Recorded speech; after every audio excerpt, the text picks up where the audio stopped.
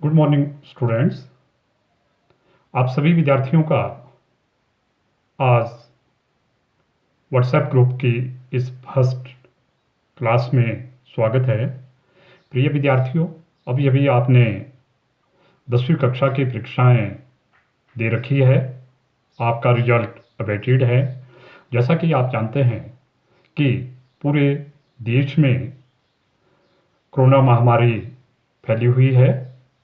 यह हमारे देश में ही नहीं बल्कि पूरे विश्व में यह महामारी कोविड-19 कोरोना फैली हुई है। पूरा विश्व इस बीमारी से जूझ रहा है।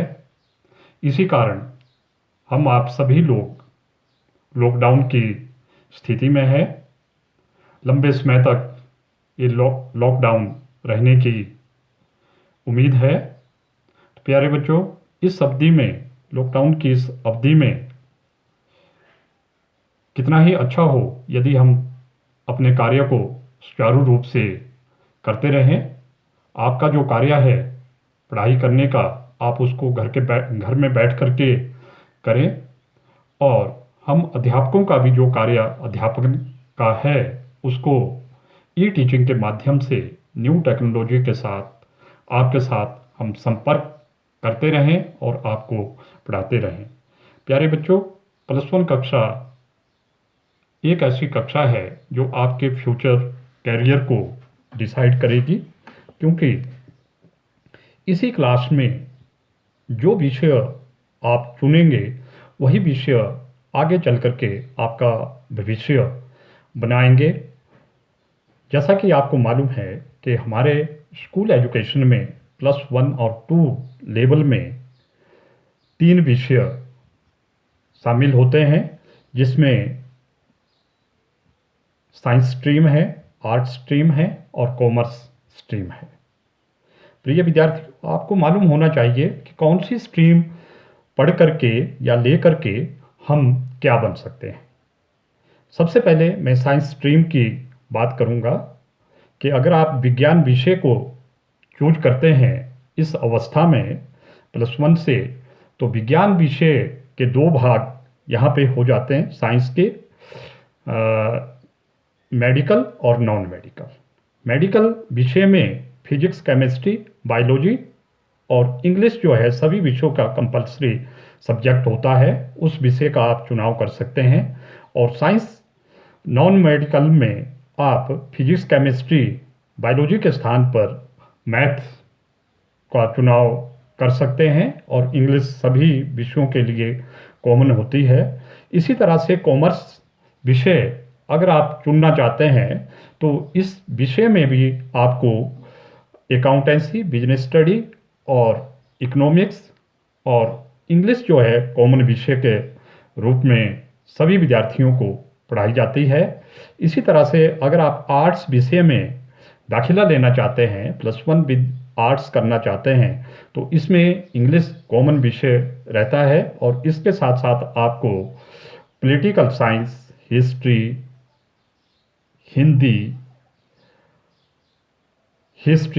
हिंदी आदि अनेक सब्जेक्ट जो है आपको पढ़ने के लिए मिलते हैं। इसके अलावा इलेक्टिव सब्जेक्ट के रूप में हमारी इस पाठशाला में 2 विषय हैं, एक कंप्यूटर साइंस और दूसरा फिजिकल एजुकेशन। इसके अलावा वोकेशनल एजुकेशन भी हमारी इस पाठशाला में इसी साल से शुरू होने जा रही है, जिसमें वोकेशनल विषय के रूप में हमारी इस पाठशाला में ITES सब्जेक्ट शुरू हुआ है, परंतु इस सत्र से यह विषय केवल 9वीं कक्षा से शुरू किया गया है। प्रिय विद्यार्थियों, इन 3 स्ट्रीम में से कोई भी एक स्ट्रीम चाहे आप ले सकते हैं, परंतु इस पाठशाला में आपको 2 ही स्ट्रीम्स पढ़ने के लिए मिलेगी, एक कॉमर्स और एक आर्ट्स। प्यारे बच्चों, जिन बच्चों ने साइंस को पढ़ना है वो बच्चे दूसरे स्कूलों में नियर बाई जिन स्कूलों में साइंस स्ट्रीम है उन स्कूलों में जाकर के दाखिला ले सकते हैं। प्यारे बच्चों, मैं आपको यहाँ पे ये बताना चाहूँगा कि जिस भी स्ट्रीम को आप लें, उस स्ट्रीम्स को लेने से पहले अपना उद्देश्य निर्धारित करें। किस विषय को पढ़ने से आप क्या बन सकते हैं, ये आप अवश्य जान लें। ब्रीफ में मैं आपको जानकारी दूंगा कि यदि आप साइंस विषय को लेते हैं, अगर आप मेडिकल विषय को लेते हैं तो मेडिकल साइंस से संबंधित आप पढ़ाई करते हैं, और जिसमें आप जहां एमबीबीएस डॉक्टर बन सकते हैं, आयुर्वेदिक डॉक्टर बन सकते हैं, या इसके अतिरिक्त एग्रीकल्चर यूनिवर्सिटी में आप जा सकते हैं, वहां से आप आगे की +2 के बाद की पढ़ाई पूरी कर सकते हैं, या इसके अतिरिक्त बायो केमिस्ट्री में या बायोलॉजी में, या यहाँ आप बीएससी विद मेडिकल कर सकते हैं, वहाँ अन्य विषयों को भी आप इसकी जो डिफरेंट ब्रांचेज है उनसे भी विषय ले सकते हैं और उनकी पढ़ाई कर सकते हैं। इसी तरह से यदि आप नॉन मेडिकल विषय को लेते हैं तो इसमें भी आपके पास डिफरेंट फील्ड्स बन जाती है, जिसमें इंजीनियरिंग जो है, जिसमें डिफरेंट सब्जेक्ट्स होते हैं, वो प्रमुख रहता है, या बीएससी नॉन मेडिकल आप कर सकते हैं, या अदर स्ट्रीम्स में भी आप कॉलेज लेवल में आगे जा सकते हैं। इसी तरह से यदि आप कॉमर्स विषय को लेते हैं तो इसमें भी बहुत सारी फील्ड जो है जहां आप बी कॉम एम कॉम कर सकते हैं, वहां इसी के साथ साथ आप सीए कर सकते हैं, अकाउंट ऑफिसर आप बन सकते हैं, ऑडिटर बन सकते हैं, बैंकिंग सर्विसेज में जा सकते हैं, इसके अलावा प्राइवेट बैंक्स में जॉब कर सकते हैं, एलआईसी, यूटीआई, या जो दूसरे फाइनेंशियल इंस्टीट्यूशन जो है वहाँ पर भी आप जॉब कर सकते हैं। इसके अलावा आप ट्रेडिंग के क्षेत्र में भी जा सकते हैं, जिसमें इंपोर्ट एक्सपोर्ट ट्रेड है, उसमें भी अपना करियर बना सकते हैं। इसके अलावा आप कारपोरेट सेक्टर में भी जा सकते हैं, इंडस्ट्रीज को भी ज्वाइन कर सकते हैं, और सबसे बड़ी बात कि आप सेल्फ एम्प्लॉयमेंट की तरफ भी बढ़ सकते हैं। आप इंडस्ट्रीज में जहां जा सकते हैं वहां स्वयं अपना एक बिजनेस भी स्टार्ट कर सकते हैं। इसके अलावा आप फाइनेंशियल एनालिसिस में भी जा सकते हैं, और दूसरा स्टॉक मार्केट में भी जो डिफरेंट जॉब जो होती है वहाँ पर भी आप जा सकते हैं। तो ये भी एक कॉमर्स भी एक बहुत बड़ा विस्तृत सब्जेक्ट है आज की डेट में। इस विषय को लेने के बाद भी आप बहुत आगे जा सकते हैं। और थर्ड जो विषय है, स्ट्रीम है, वह है ह्यूमैनिटी ग्रुप की, आर्ट्स की। इसमें डिफरेंट सब्जेक्ट्स होते हैं, हिस्ट्री, हिंदी, पॉलिटिकल साइंस, या अदर सब्जेक्ट्स, बहुत सारे सब्जेक्ट्स होते हैं। उन सब्जेक्ट्स में भी आप अपना अच्छा करियर बना सकते हैं और आप आगे बढ़ सकते हैं। तो प्यारे बच्चों, सबसे अच्छी बात होती है कि आप अपने विषय का चुनाव उस हिसाब से करें जो आपने एम सेटिंग कर रखा है, जो आपने एक उद्देश्य बना रखा है। अर्थात आपने ये सोच रखा है कि मैंने अपने जीवन में क्या बनना है, उसी गोल सेटिंग के हिसाब से आप आगे बढ़े। अगर आप इंजीनियर बनना चाहते हैं, अगर आप डॉक्टर बनना चाहते हैं, अगर आप सीए बनना चाहते हैं, अगर आप बैंकिंग सर्विसेज को ज्वाइन करना चाहते हैं, तो आप उसी हिसाब से अपने विषयों का चुनाव करें। इसमें गर्ल्स जहां नर्सिंग प्रोफेशन को अडॉप्ट करना चाहती है तो उन्हें भी ये ज़रूरी आवश्यक होता है कि वो मेडिकल विषय जो है विद बायोलॉजी जो है साइंस स्ट्रीम को ले। आज कि इस परिस्थिति में ही आपने ये चुनाव करना है कि हमने किस विषय को पढ़ना है और हमने आगे कहाँ जाना है।